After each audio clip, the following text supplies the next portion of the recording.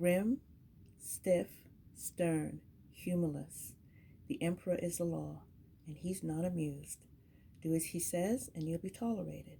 Defy him, and you will regret it. Or so he'd like you to think. See that barren wasteland behind the throne?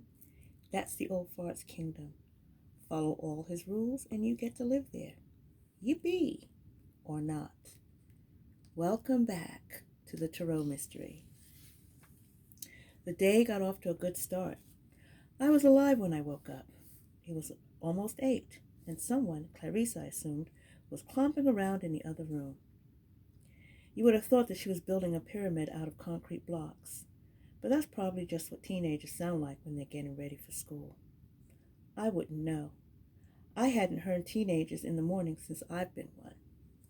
When Clarice finally stomped off down the stairs in her combat boots or clogs or whatever, I unlocked the door to my mother's bedroom and went out to the kitchen. All I could find in the cabinets was instant coffee, so I got ready to go out for the real thing. Usually, I'm a jeans and t-shirt woman. If I'm feeling especially fancy or cold, I might put on a pullover. My footwear runs the gamut from black Chuck Taylors to generic Payless snow boots. It's a short gamut. The last time I bought jewelry, it cost me 2 prize tickets at Chuck E. Cheese. This wouldn't do. Not for Miss Chance. I went to my mother's closet. There she was, all 5 of her by my count. There have been dozens over the years, but she'd whittled herself down to this handful now. The businesswoman, the cougar, the frump, the blank slate, designed to be so boring she was invisible, and the gypsy. 5 different wardrobes for 5 different identities, all ready at a moment's notice. They were neatly organized, not just by style, but by size, too. My mother, it seemed, was shrinking. From her perennial slender 6 down to a new shipwreck survivor, too. Maybe Clarice had convinced her to go vegan. You know, for the animals. Huh. I went for the gypsy, size 6. When I headed downstairs, I was wearing a white peasant blouse and a long skirt and a chunky turquoise necklace that looked like a beaded string of petrified Smurf dung. The clothes were a bit snug here and there, but at least the brown sandals on my feet fit perfectly. I'd literally stepped into my mother's shoes. I did my best not to let my thoughts get all metaphorical about that. I picked up the phone and called Josh Logan. Badachi 5-0. Detective Logan speaking. I have another question for you. Miss McLaughlin? Yes. Where do you get good coffee around here? Well, the tourists seem to like Celebrity Roast. We passed it yesterday, right? On Fernier? That's it. Meet me there in 2 minutes. Is 5 okay? Take your time. I'll be there in 3. I hung up. You're late, I said as Logan came in. It took him about 4 minutes to get to the coffee shop. He made it up to me by getting me a cappuccino, which wasn't the same thing as buying me a cappuccino. The blonde behind the cash register wouldn't dream of letting an officer pay. She shot me an icy glare when he walked over and handed the cup to me. You're not having anything? I asked as he took a seat across from me. I don't like coffee. A cop who doesn't like coffee? What do you drink to wash down your... Please don't go there. I don't like donuts either. I looked him up and down. It shows. I was hoping for a blush. Flirting men don't have as many roadblocks between their brains and their mouths. I didn't get the flushed cheeks, though. Maybe too many blondes gave the guy free coffee. He nodded down at my faux gypsy wear. You've changed your look. It's not my style, but you know how it is. Sometimes you have to wear a uniform to work. So you're gonna open up the White Magic 5 and dine? For a while. What's the matter? You don't look thrilled. Pictures of famous actors and musicians covered the walls, and Logan spent the next few seconds gazing silently into the mascara-ring raccoon eyes of Adam Lambert. I don't want to offend you, he said slowly, especially after what you've been through. But, you see, we have to think about the good of the community. And, well, you're afraid I'm a con artist like my mom? Yes, I understand. Let me put your mind to rest. I'm not. I took a sip of my cappuccino. It was good. Golly, I'm so glad to hear that, Logan said, deadpan. As long as I have your word on it, there's nothing to worry about, right? Did you call my boss? Yes, and? It's like you said. You were in a Lombard, Illinois boiler room pushing some refinancing all day. Loan modifications, actually, they're different. Still sounds skanky. It is, but it's legal. I am not my mother. Then why are you dressing like her and reopening her store? Curiosity. Speaking of which, I wonder, have you told anyone who I am? Logan put a hand to the back of his neck. Whoa, whiplash. You want to put on a turn signal before you change the subject that fast? I got a threatening phone call yesterday from a man who knew Athena was my mother. Logan's face went stony. He reached into his jacket and pulled out his BlackBerry. Did you see who the call was from? I shook my head. I'm not filing a report. I'm just telling you. And I'm asking you, who knows I'm here? Logan sighed and put his BlackBerry away. Only everybody, I assume, he said. I discussed it with a few different people, and I didn't swear any of them to secrecy. It's a small town. Things get around fast. So I've been told. What did the guy say exactly? The usual. Get out of Dodge or you end up like your mother. That's the usual?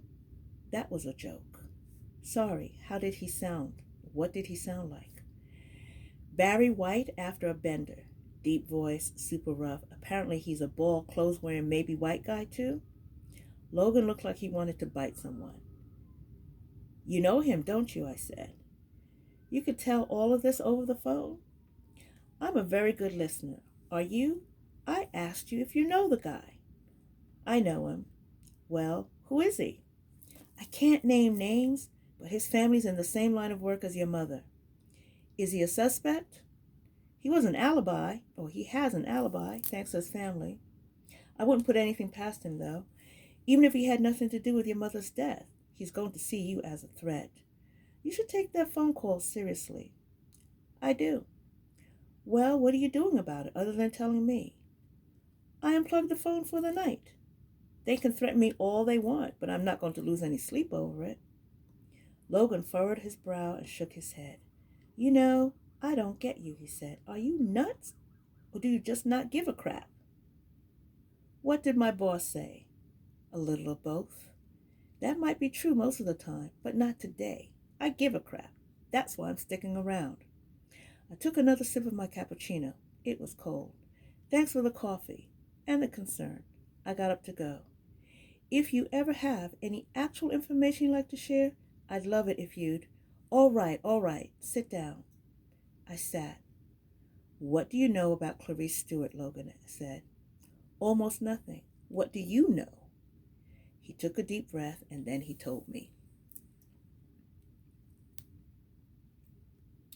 Clarice Stewart and Athena Pasalis showed up here together 3 years ago, Logan said.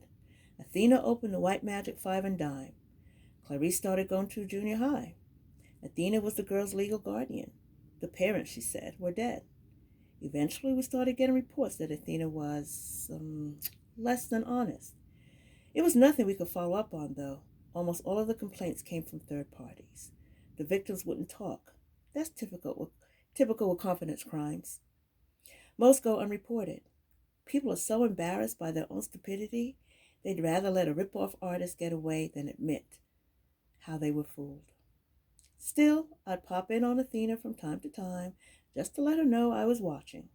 I thought she might back off, drop the scams, but I don't know. I don't think it made a difference to her.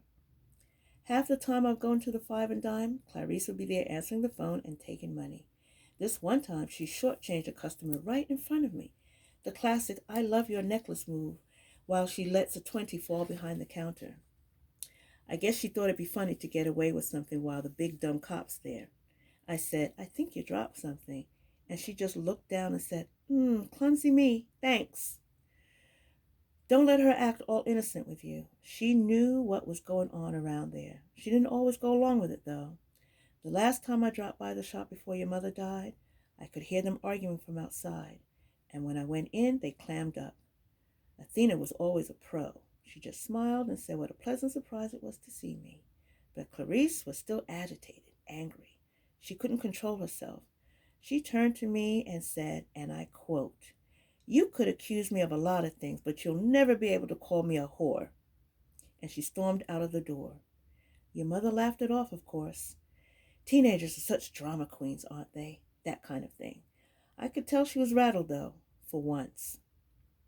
Then just a few days later, it was Clarice who found Athena's body and called 911 at 1 a.m. on a school night. She claimed she had been out with a boy, and he backs her up. Funny thing, though, the second she was done talking to the dispatcher, she was calling the boyfriend, and not on his cell phone, on the landline for his house. Woke up his mother, and she had to go get him up to talk to his hysterical girlfriend. The kid had dropped Clarice off 10 minutes before, supposedly, and already he was home in bed, sound asleep. I should be getting to the medical examiner's report later today.